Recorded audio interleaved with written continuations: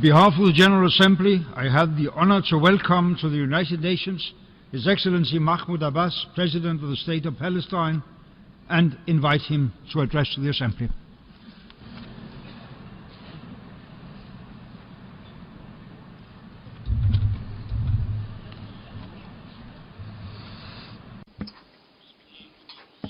In the name of God, the merciful, the compassionate, Mr. Mogen Sliketoft, President of the General Assembly, Excellency Mr. Ban Ki-moon, Secretary General of the United Nations, Excellencies, Heads of Delegations, ladies and gentlemen. I come before you today from Palestine to sound the alarm about what is happening in Jerusalem. Indeed, extremist Israeli groups are committing repeated, systematic incursions upon the Al-Aqsa Mosque to impose a new reality and divide the Al-Haram al-Sharif temporarily, thus allowing extremists under the protection of Israeli occupying forces and accompanying ministers and Knesset members to enter the mosque at certain times, while preventing Muslim worshippers from accessing and entering the mosque at those times and freely exercising their religious rights. This is the scheme that the Israeli government is pursuing in direct violation of the status quo prevailing before 1967 and thereafter. By doing so, the occupying power is committing a grave mistake, because we will not accept this, and our Palestinian people will not allow the implementation of this illegal scheme, which is aggravating the sensitivities of Palestinians and Muslims everywhere. I call on the Israeli government, before it is too late, to cease its use of brutal force, to impose its plans, to undermine the Islamic and Christian sacred sites in Jerusalem, particularly its actions at Al-Aqsa Mosque. For such actions will convert the conflict from a political one to a religious one, thus creating an explosive situation in Jerusalem and in the remaining occupied Palestinian territory. Ladies and gentlemen, Excellencies, it is my honor to come before you to speak on behalf of the State of Palestine before your esteemed General Assembly in this session, which coincides with the 70th anniversary of the United Nations. The United Nations, which has made the promotion and protection of international peace and security and the preservation of human rights its most central goals. The question of Palestine was one of the first just issues brought before the United Nations from its inception. Yet, and regrettably, this issue has remained unsolved, as the organization and its members continue to be unable to end this injustice inflicted upon our people and to assist our people to exercise their right of self-determination and freedom in their independent and sovereign state. Ladies and gentlemen, I ask you to reconsider the history of the question of Palestine and the relevant United Nations resolutions. You will realize the obvious truth, that is, that a historic injustice has been inflicted upon a people and a homeland, a people that had lived peacefully in their land and made genuine intellectual, cultural, and humanitarian contributions to mankind. This people does not deserve to be deprived of its homeland, to die in exile or be swallowed by the sea, or to spend its life fleeing from one refugee camp to the other. Yet, regrettably, its just cause remains at a standstill after the passage of all these years. Our people have placed their hopes on the countries of this organization to help them to gain their freedom, independence, and sovereignty, so that their wish and rights to their own state, like all other peoples on earth, can be achieved, along with a just solution for the Palestine refugee question in accordance with General Assembly Resolution 194 and the Arab Peace Initiative. Is it too much to ask? Mr. President, ladies and gentlemen, we are advocates of rightness, justice, and peace. While Palestine was partitioned into two states, according to which Israel was established 67 years ago, the second part of that resolution still awaits implementation.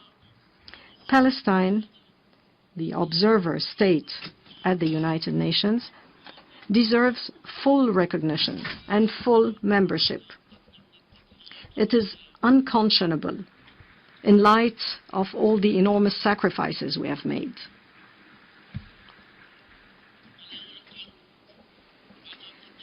It is unconscionable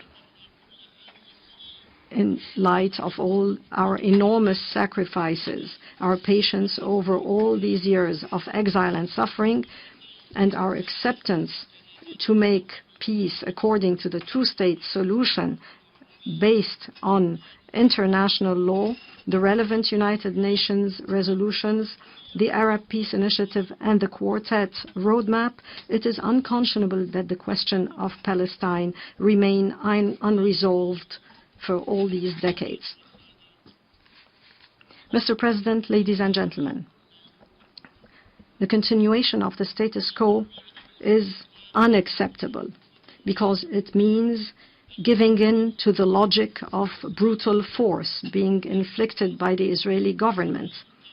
This government continues its illegal settlement expansion in the West Bank, especially in occupied East Jerusalem. It continues its blockade of the Gaza Strip, thus deepening the immense suffering of our people there. This is done in defiance of UN resolutions and agreements signed between the two sides, between us and them, under international auspices. Here, we recall the words of the late Israeli Prime Minister Yitzhak Rabin in 1976.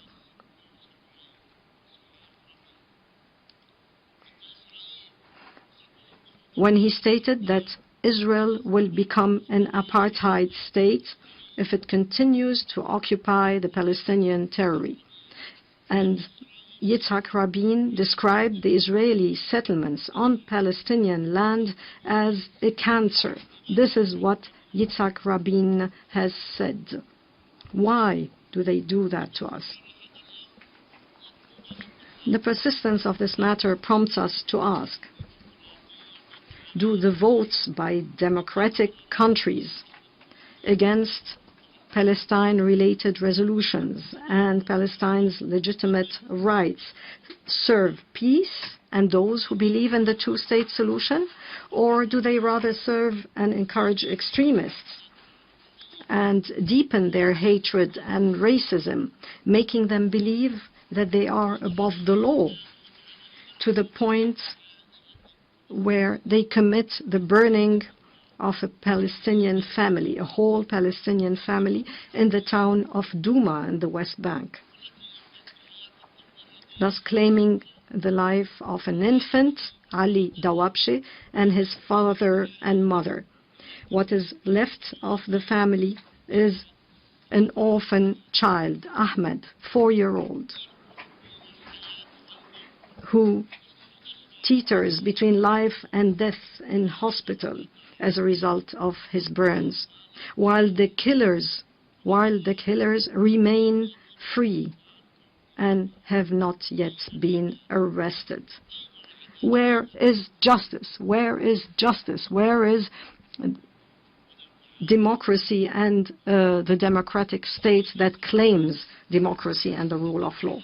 This is not the first crime Before that, they burned alive, then killed the Palestinian child Muhammad Abu Khdeir in Jerusalem and the child Muhammad al-Durra in Gaza. And before them, thousands have been killed in Gaza and the West Bank. We still remember the Deir Yassin massacre of 1948 and all other crimes. All these are crimes that have remained with impunity. Until when will Israel remain above international law and without accountability? Due to time constraints, I shall not be able to discuss in detail how many Israeli violations are being committed against our people, how many repressive laws have been issued by successive Israeli governments, the latest of which is the formal instructions, governmental instructions given to fire live ammunition at and arrest and repress peaceful Palestinian demonstrators. Where do you see this happening? Why is it happening? Mr. President, ladies and gentlemen, we do not respond to the Israeli occupation's hatred and brutality with the same. Instead, we are working to spread the culture of peace and coexistence between our people and in our region. We are anxious to witness the day when our people and all peoples in our region will enjoy peace, security, stability, and prosperity. This cannot be achieved with continued occupation, settlement, colonization, the wall, the burning of people. I'm saying again, the burning of people, places of worship and homes, the killing of youth, children and infants, the burning of crops, and the arrest and detention of people without charge or trial. How can a state claiming to be an oasis of democracy and claiming that its courts and security apparatus function according to the law, how can such a state accept the existence of the so-called price tag gangs and other known terrorist organizations that terrorize and intimidate our people, their property and holy sites, all under the sight of the Israeli army and police, which do not deter or punish, but rather provide them with protection. Mr. President, ladies and gentlemen, is it not time to end this injustice? Is it not time to stop this suffering? Is it not time for the racist annexation wall to be dismantled? Is it not time for the humiliating and degrading checkpoints and barriers set up by the Israeli occupying forces in our land to be removed? Is it not time for the Israeli blockade imposed on the Gaza Strip to be lifted so that our people can move in freedom and dignity in their own homeland and outside? Is it not time to end the racist, terrorist, colonial settlement of our land, which is destroying the two-state solution? Is it not time for the 6,000 Palestinian prisoners and detainees in Israeli jails to see the light of freedom and to live among their families and communities? Is it not time for the longest occupation in history, suffocating our people, to come to an end? We ask you this question.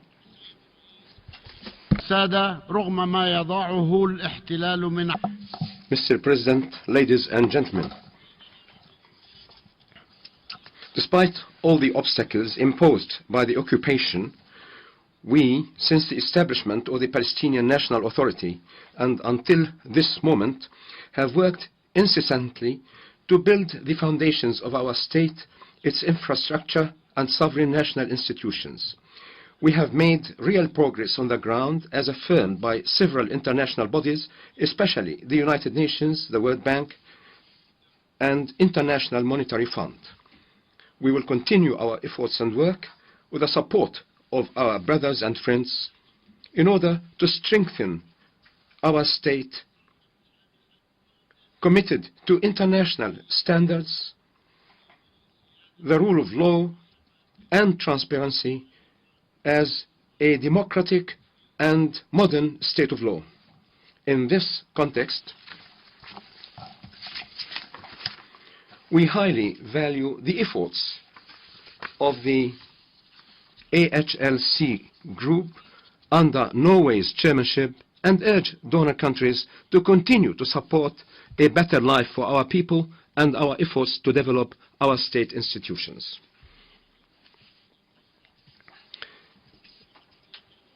Our accession to membership of international organizations and treaties and conventions is not directed against anyone. Let me repeat, it is not directed against anyone.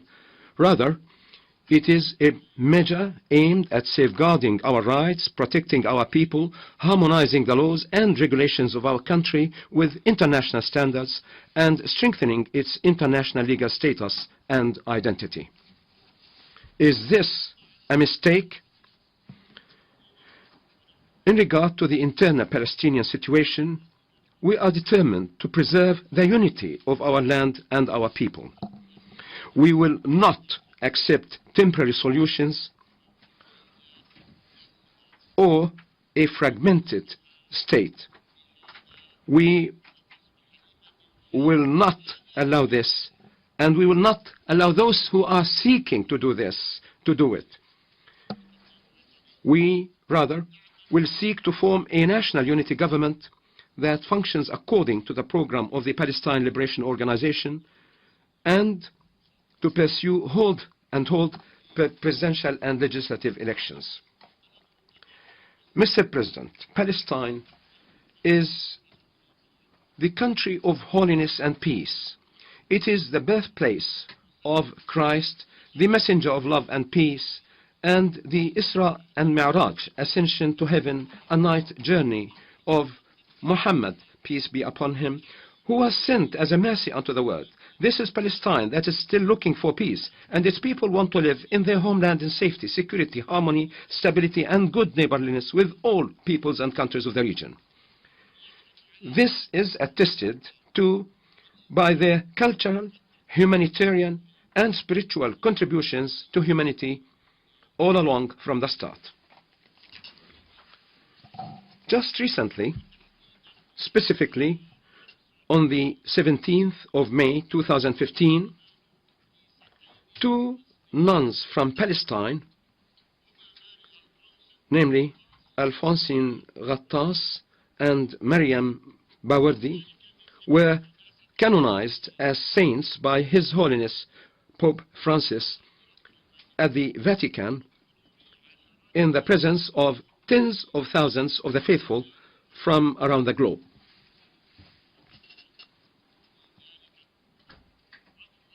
On that occasion, the flag of Palestine was raised at the Vatican, which recognized the state of Palestine as documented in the agreement signed between the Holy See and the state of Palestine. It is our hope that who have not done so will do that as soon as possible. We aspire to see the independent state of Palestine taking its rightful place among the community of nations, and we are confident that it will actively contribute to the achievement of economic, cultural, and humanitarian progress of civilization, with positive effects on our people, the region, and the entire world. It is from Palestine and with Palestine that peace will be achieved. Those who would like to seek and promote peace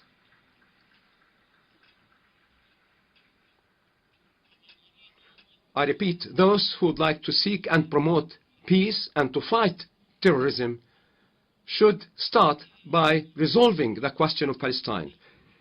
that is the beginning or the end of everything otherwise. I take this occasion to express on behalf of my people to our thanks to all those who voted on the 10th of this month in favor of the resolution that would enable us today to raise the flag of Palestine at the United Nations headquarters.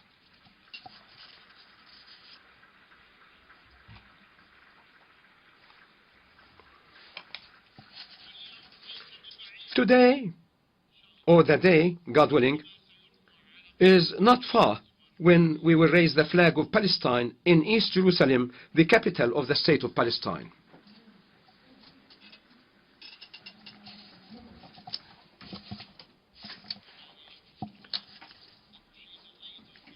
I wish also to pay tribute to the recent decisions by the European parliaments that have clearly condemned Israel's settlement activities and its products and affirmed the right of the Palestinian people to sovereignty and independence in their state alongside the state of Israel, which we recognize while Israel does not recognize our existence, and that also established a committee on the relations with Palestine.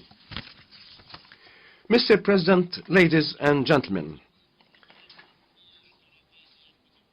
a number of European countries and parliaments also affirmed the recognition of the state of Palestine, thus reaffirming our natural right to independence. In this regard, we would like to thank the Kingdom of Sweden for its courage and recognition of the state of Palestine.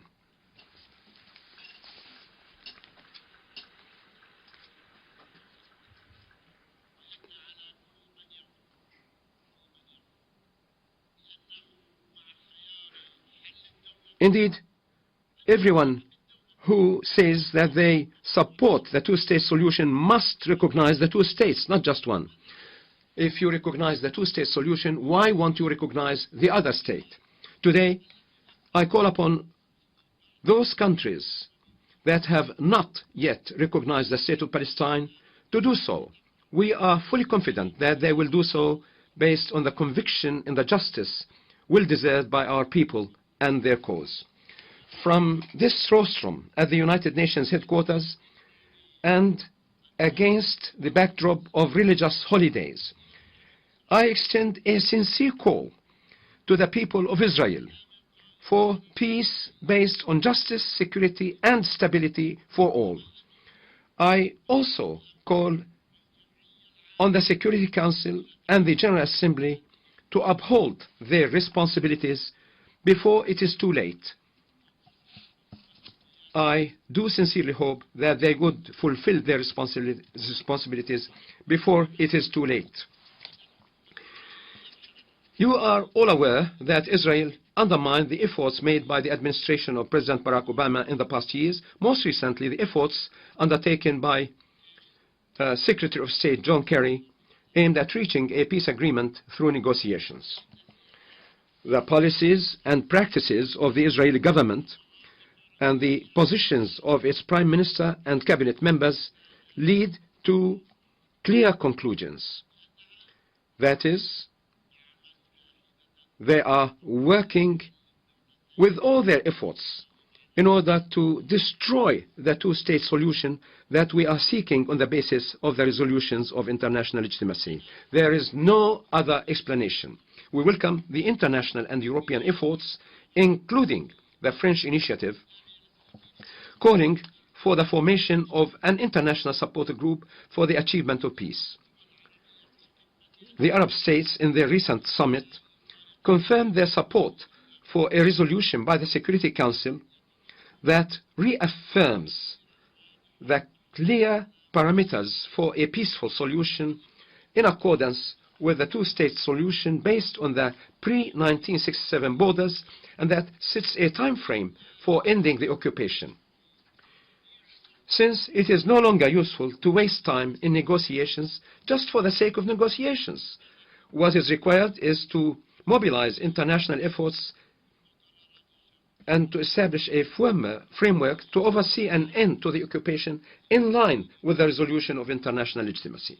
Until then, I repeat, until then, I call upon the United Nations and particularly the Secretary General of the United Nations, the President of the General Assembly, to provide international protection for the Palestinian people in accordance with international humanitarian law.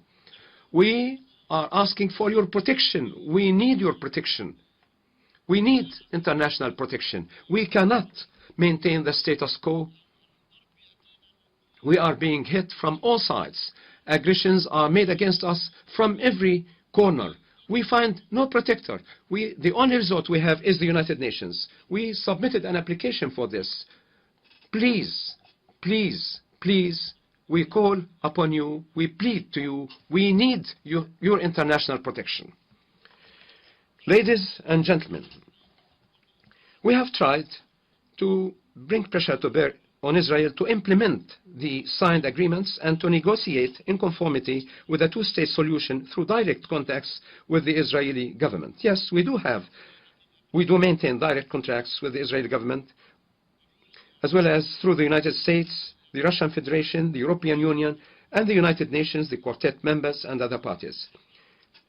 However, the Israeli government insisted on continuing its destruction of the two-state solution and on entrenching two regimes on the ground.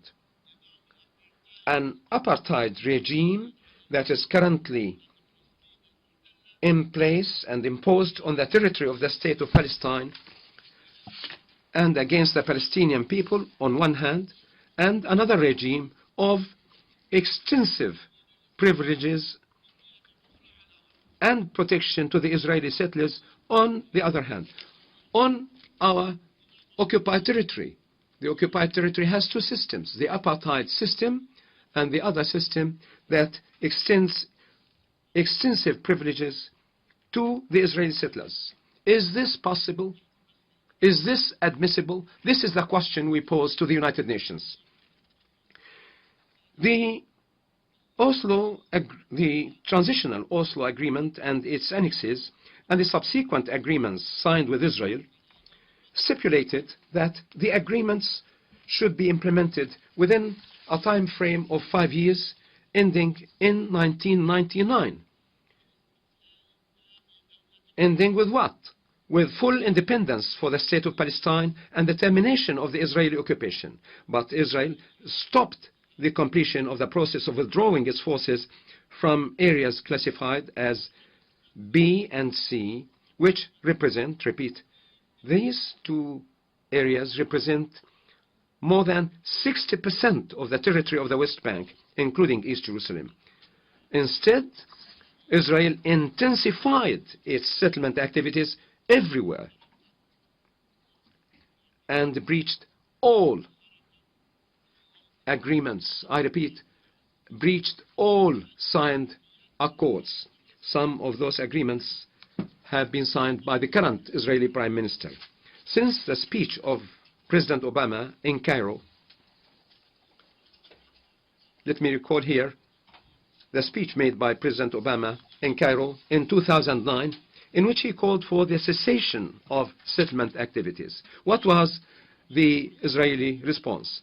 The Israeli government increased settlement activities by at least 20% in the West Bank and East Jerusalem, thus violating its obligation not to undertake any action illegally and unilaterally that would, and this is also agreed upon, that would prejudge the final solution. Moreover,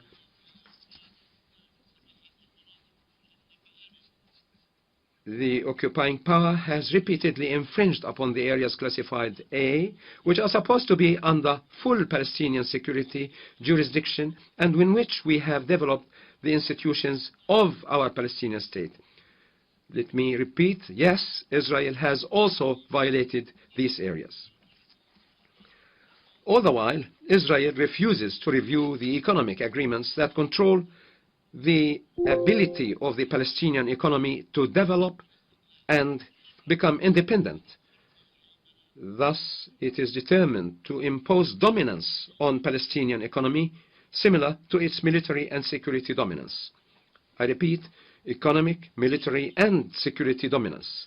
thus Israel rejecting the right of the Palestinian people to development and to exploit their natural resources.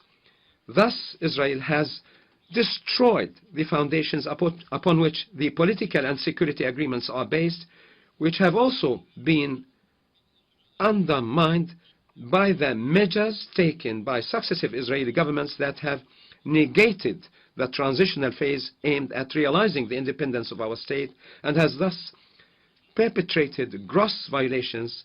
All this has made the situation unsustainable. Thus, and given all that data, given that background, here we declare that as long as Israel refuses to commit to the agreements signed with us, which render us a pro forma authority without real powers, and as long as Israel refuses to cease settlement activities and to release of the Palestinian prisoners in accordance with our agreements with Israel, Israel has thus left us no choice but to insist that we will not remain the only ones committed to the implementation of those agreements, while Israel continuously violates them. We therefore declare that we cannot continue to be bound by these signed agreements with Israel, and Israel must assume fully all its responsibilities as an occupying power, because the status quo cannot continue, and the decisions of the Palestinian Central Council last March are quite specific and binding. As long as Israel is not committed to the signed agreements and undermined all agreements, we, for our part, are not committed to those agreements, and Israel must bear full responsibility for this development and this situation. This is a decision taken by the Palestinian parliament, and I am declaring it right here and now. Our patience for a long, long time has come to its end, and it seems that they are not listening to the truth, and Israel should resume its role as an occupying power and bear responsibilities under that concept. The State of Palestine, based on the 4th of June 1967 borders with East Jerusalem as its capital, is a state under occupation. Yes, we are under occupation, exactly as many countries had the same status during the Second World War. It is to be recalled that 137 states, I repeat, 137 states recognized our state. That is 4 times the number of states that recognized Israel at its foundation. I repeat, 137 countries. And there is universal recognition of the right of self-determination of our people. Here I would like to further recall of General Assembly Resolution 6719 of 2012, which emphasized that, which accorded to Palestine observer state status, reaffirmed that the Executive Committee of the Palestine Liberation Organization would be the interim government of the State of Palestine, and that the Palestinian National Council is the Palestinian Parliament of the State of Palestine. Why, given all that, Israel does not recognize the State of Palestine? I must reiterate, the current situation is unsustainable, and we shall start implementing the declaration I have just announced by legal means. We shall not resort to violence. We shall resort to peaceful and legal means to implement that. Either the Palestinian National Authority would be a transitional power, moving the Palestinian people from under occupation to independence, or Israel, the occupying power, must fully bear its responsibilities. At the same time, and based on our commitment to the principles of international law, the State of Palestine will continue its efforts to accede to international conventions and organizations. All of them, all international organizations. This is our right to accede to all of them, because this would be fully in line with and harmonizing our status with international law. And we will move forward in the defense of our people under occupation through all available legal and peaceful means, including as a high contracting party to the Geneva Conventions of 1949, and also a state party to the Rome Statute of the International Criminal Court. Yes, Palestine is a member of the International Criminal Court. Those who fear international law and international courts must cease from committing crimes.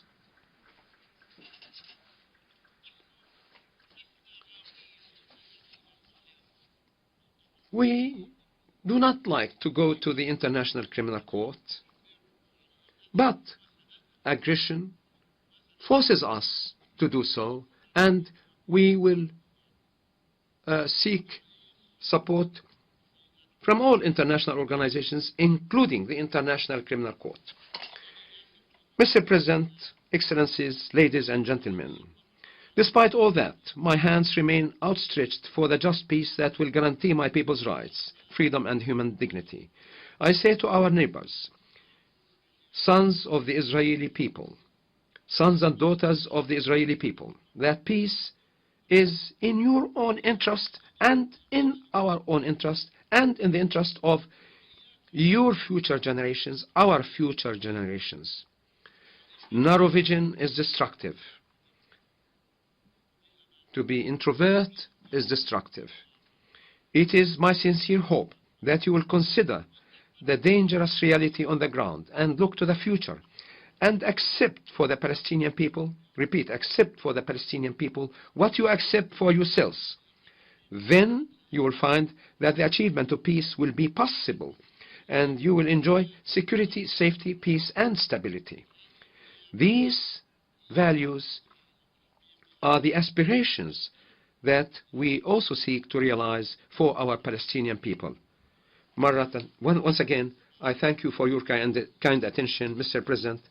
Ladies and gentlemen, may peace, mercy, and blessings of God be upon all of you. Thank you.